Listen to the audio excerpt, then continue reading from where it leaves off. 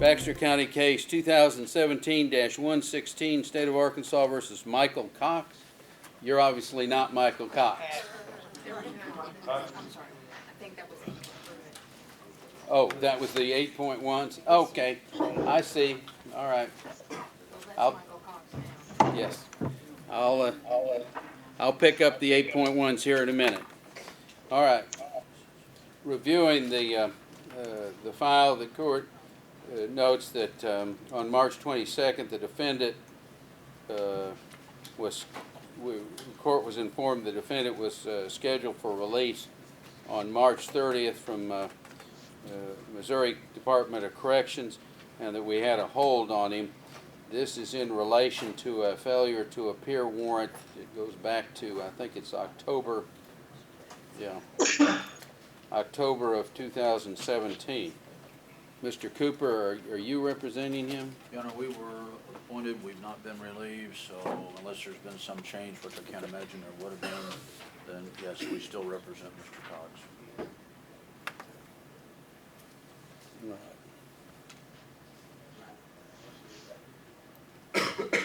Well, let's see what we have. The trial week next week, and what is the trial setting date in May? The week of May 21st. May 21st. I'm going to tentatively put this case on the trial schedule for May 21st. May 17th will be a plea deadline date, and we'll have him down to reappear on May 3rd. All right. So that's the status of Mr. Cox. You'll be down on the trial list for the week of May 21st. The Public Defender's Office will be in touch with you about preparing your case for trial. You'll have a plea deadline on May 17th, and will reappear next on May 3rd in 2 weeks. Your Honor, I'm informed by his bondsman from R, Ron, who's behind me, that he previously had made bond, and Ron is willing to submit a letter to the court saying that he will stay on his bond if that is acceptable to the court. I think he willingly turned himself in, Your Honor. I don't think there's any extradition involved with this. If that's the case, and if the bondsman will stay on the bond, then the court will approve that. But I want Mr. Cox, you need to understand that if you do bond out at this point, you have a court appearance in 2 weeks on the 3rd of May. It will be your obligation, as soon as you bond out, to make arrangements to get in to see Mr. Cooper. So you call the Public Defender's Office and set an appointment and keep that appointment. I don't want this case delayed any further. Yes, sir. It's an old case because of the delays that have occurred, and we need to move forward on the case. So, all right. Yes, sir. All right. So I'm ordering you to, if you're released on bond, to get in touch and stay in touch with Mr. Cooper, and that means getting in to see him, so that, and then being here on May 3rd, May 17th, and if necessary, the week of May 21st, when your case is now rescheduled for trial. All right. You may be excused for today.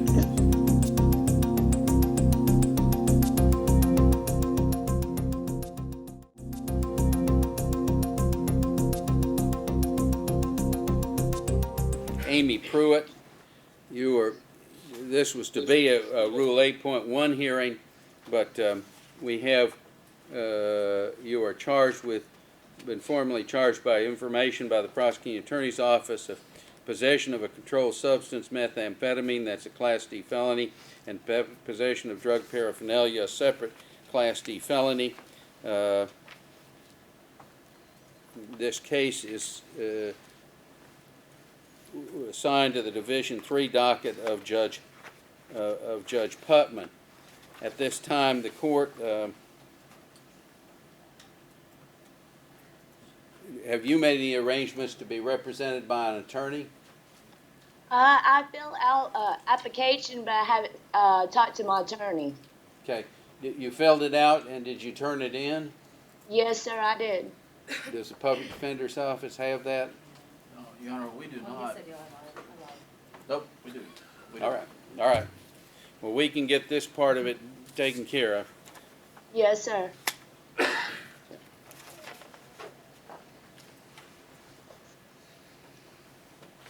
All right, based on a review of the application, the court is going to make the appointment of the public defender's office to represent Ms. Pruitt. Ms. Pruitt, your case is assigned to the Division III docket of Judge Putman.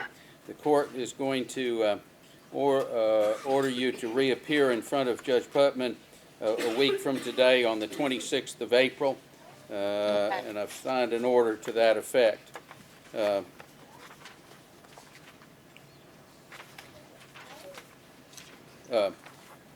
On the charges that I read off to you of possession of methamphetamine, a Class D felony, and possession of drug paraphernalia, a separate Class D felony, how do you now plead? Your Honor, she enters a plea of not guilty to all charges. Okay. Anything else to come before the court at this time? Your Honor, I would just like to remind Ms. Pruitt, if she doesn't know, that her bond is set at $2,500. I don't know if she's aware of that or not, but. Yes, sir. Yes, sir, I am. And I was going to see if y'all can reduce my bond because I get a check every first of the month. Well, based on the allegation and the circumstances of this, the court's going to find that $2,500 is a reasonable bond, and the court is going to leave it set where it is. You can take up bond again if you have not made bond by the 26th when you're in front of Judge Putman, who will be handling your case from this point forward. So that's where the bond's set at $2,500. Okay, Right. thank you, sir. You may be excused. Court would also call Scott Donaldson. Mr. Donaldson, have you made any contact with an attorney at this point? No, I haven't. Okay. In your case, you haven't set this one up. You ever have? 166. Okay. Your case has also been formally filed in this case as 18166. Again, so the case has been set up as 18166. You are advised at this time that you're therefore, rather than going through the formalities of an 8.1 hearing, we're arraigning you today on a charge of possession of a controlled substance, methamphetamine, a Class D felony, and possession of drug paraphernalia, a separate charge of Class D felony. Before I go through the formal arraignment process, the court will advise you that you have an absolute right to an attorney. What that means is you have the right to hire the attorney of your choice, and the court does not get involved in the process, because that's a question of private contract between you and the attorney you choose to hire. However, if you cannot afford to hire an attorney, and you determine that in your own mind, then you're still entitled to an attorney, and you get appointed counsel through the public defender's office. So what you'll need to do if you want to seek appointment of a public defender is fill out the application forms that are there. I think you've just been handed one. They're there at the jail. You fill that out and turn it in, and it will get to the public defender's office and then before a judge who will make the appointment. And that's how you secure counsel. For the arraignment in this matter, I've read you the charges in this matter. On those charges, how do you now plead? Well, Well, not guilty. I'm going to note a plea of not guilty on your behalf. Your case is on this court's docket And I'm going to, do we have a, do we have a, I think the dates, yeah, okay, right now. All right. Here's your plan. thank you.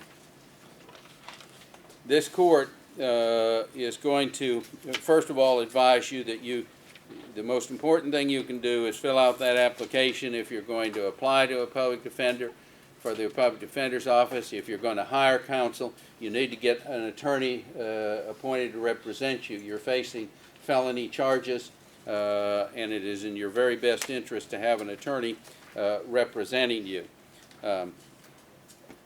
The court is going to put you down by scheduling order for trial during the week of September 17th.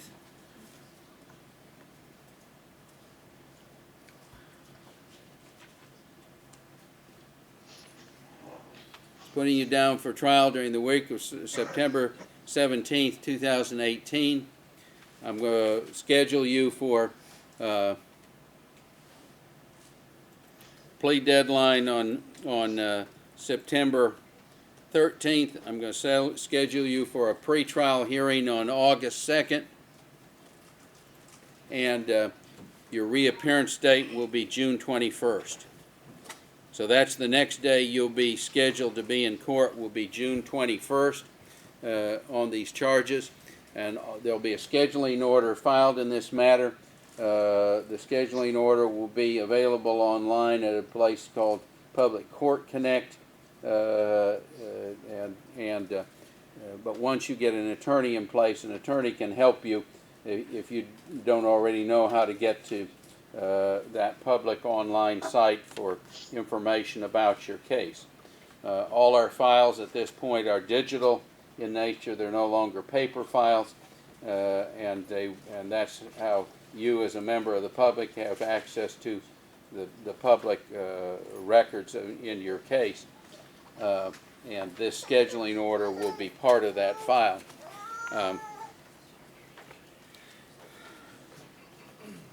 What I'm going to do is also set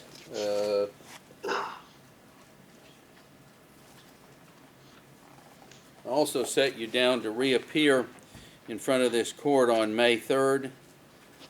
The purpose of that appearance on May 3rd will solely be to determine that you have an attorney in place at that time. Now, if you remain in jail, your attorney will be, if you remain in jail, your attorney and apply to the public defender's office, your public defender will come by and communicate with you between now and May 3rd. If you do not apply to the public defender's office but seek private representation, then it's up to you to arrange to have your attorney come see you. Bond is being set in your case at $2,500, and if you make that bond, then you are responsible first to appear in court on May 3rd to advise the court of who's representing you. You're also responsible for getting in touch with your attorney. If it's a private attorney, then that's just between you and the attorney. If you're going through the public defender's office, then I'm going to order you to make an appointment and get in to see the public defender before May 3rd, so that that attorney can come to, that public defender can come to court prepared to represent you on that date. So that's where your case stands at this time. Do you have any questions? Is there any way, is there a way to take a normal bond? Well, what would be the basis that you feel your bond should be lowered?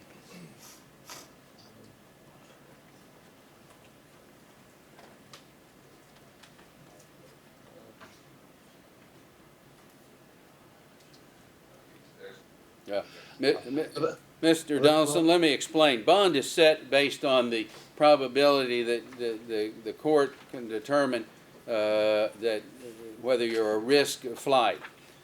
Point is, from the court's point of view, someone who is at least allegedly using methamphetamine, this court considers as somewhat of a risk to reappear based on 40 years of experience in the criminal justice system dealing with people who are using methamphetamine. The court finds that the bond that's been set of $2,500 is a very reasonable bond. It's a relatively low bond and a very reasonable bond in this case. On that basis, I'm going to leave it at $2,500 unless you can give me reasons, your connections in the community,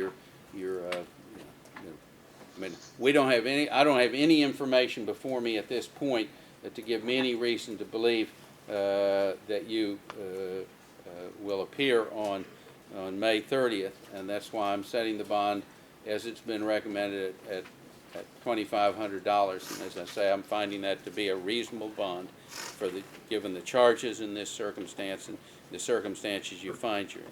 So my question is, why do you think you're a better than normal risk to appear in court? I've never ran on any sign of trouble. I've always went to my appearances. Okay. Well, I understand, but at this point, that's not sufficient to convince the court that bond needs to be lowered from $2,500. What I would suggest is that you get an attorney, talk to that attorney. If you and your attorney can come up with reasons to lower the bond, the court certainly will review this on May 3rd. But if you and your attorney can come up with reasons why you should have your bond lowered, I will certainly consider doing that between now and May 3rd. But I guess I want to hear from your attorney in terms of what those reasons are. So at this point, I'm not going to lower your bond. All right? You may be excused.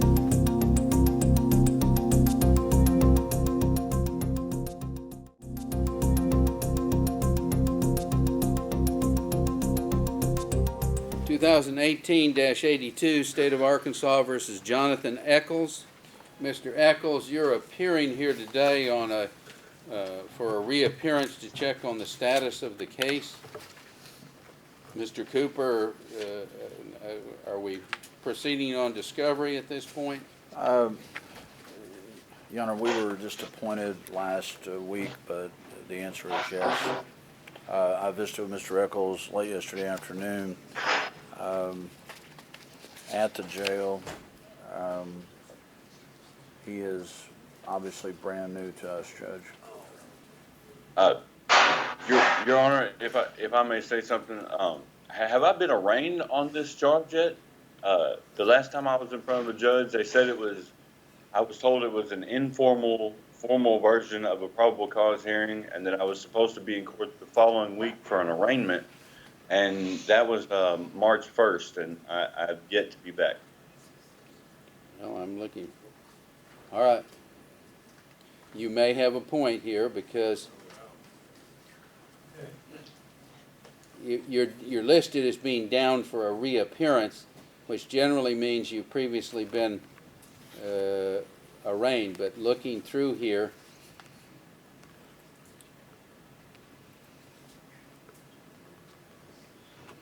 that March 1st hearing, or whatever it was, has not been made part of the record. So, yes, I'm glad you pointed it out. We'll take time at this point to arraign you. Has the Public Defender's Office been appointed? We have been, Your Honor. All right.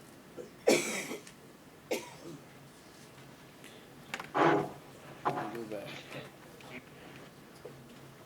The charges against you are forgery, a Class C felony. That'd be forgery in the second degree, and theft by receiving, a Class D felony. On those charges, how do you now plead? Your Honor, he enters a plea of not guilty to both charges. All right. That plea of not guilty is noted on the record, and as previously noted, his case is set by scheduling order. Are there any other information, at this point, anything else that needs to be taken up? Your Honor, like I just told the court, Mr. Eccles, I visited with late in the afternoon yesterday. Mr. Eccles, your bond is at $5,000. You're not able to make that bond, is that correct? Correct. However, I would like to ask if I can get it lowered so that when my parole violation is complete, I can, maybe bond out. At least at the moment, I'm not able to make even the $5,000 bond. Of course, I've been incarcerated, so thank you. So we have a parole violation pending? I thought that is what he had told me yesterday afternoon, and that he had signed, I believe he told me he signed for a 6-month PV. Is that right, Jonathan? Yes, it'll be up in August.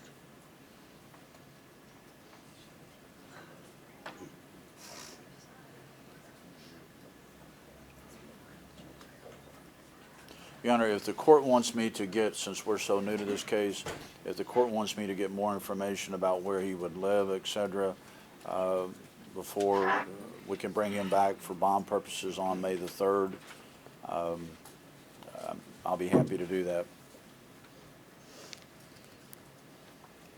Well, at least tentatively at this point, I'm going to find that a $5,000 bond on these felonies is a reasonable bond, but I will definitely put it down to review it on May 3rd if that's what we can review the bond on May 3rd.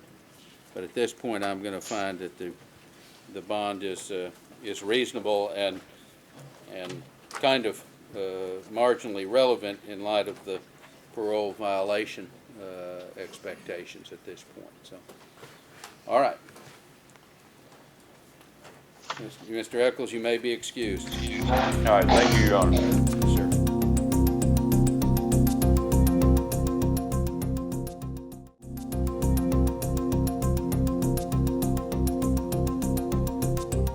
(2018) 118, State of Arkansas versus Valerie Hodges. The file reflects that on or about March 15th, Ms. Hodges appeared before Judge Putman, entered a plea of not guilty, and the matter was continued over to today's date to get on this court's scheduling order. The court is entering a scheduling order that will set this matter for jury trial during the week of August 20th, for a plea deadline of August 16th, for a pretrial hearing on May 31st, and a review hearing on May 3rd. The review hearing on May 3rd is just to make sure that discovery is progressing as needed. The Public Defender's Office is representing Ms. Hodges. Your Honor, we represent her on case number 1864. I visited with Ms. Hodges. I don't think she realizes that she needs to fill out an application for this particular case also. All right, Ms. Hodges, you need to go ahead and fill out a new application for the Public Defender's Office if you want their representation in this new case. Okay, yes, sir. And so get that filled out. As I say, your case is being set today for the week of August 20th. If you've got another case pending, you need that. These matters are going to need to move forward, if possible, on the same basic time frame. But all right, so get that application filled out. We'll check on May 3rd in 2 weeks about the status of your case, and on that date, I want to make sure you have counsel representing you. Where is bond set in this matter? Your Honor, on case number 1864, it's my understanding she had posted a $25,000 bond. That bond, I believe, has been revoked by her bondsman. And that's the bond in this case. This is Set at $10,000. Your Honor, I would like to ask the court, since her bond has been revoked and she has already posted a $25,000 bond, if the court would consider combining this into one bond of $10,000 to cover both cases. Parole hold, Your Honor. Bond issue is really irrelevant. I was not aware that she had a parole hold, Judge. Oh, yes. I agree with Mr. Carter. If there's a parole hold, then According to the information I'm looking at, Mr. Min, I'm not. Well, what I will do is I will set one bond to cover both 2018 64 and 2018 118, but it's going to be at the $25,000 level. And I'm familiar with Ms. Hodges. She has a substantial criminal history, and I just think she is a flight risk, and she's definitely, in this court's opinion, a risk to reoffend because of, in terms of controlled substances. So for that reason, I think the bond should be at least at $25,000, but as Mr. Carter says, it's pretty irrelevant as long as the parole revocation is pending. So, Your Honor, if her bondsman would reconsider and would submit a letter to the court saying that he would stay on the bond, would that suffice to get her released? I think we can't release her until we resolve what's going to happen on the parole. Oh, I totally agree. Yeah, That would yes. be contingent upon. Yes, if many of he's, these if he's parole- already been on the $25,000 bond. Yes. And is willing to get back on it or stay on it, however we want to put the terminology. If he's willing to go on a $25,000 bond, that will be satisfactory to cover both cases. But we can't get there until the parole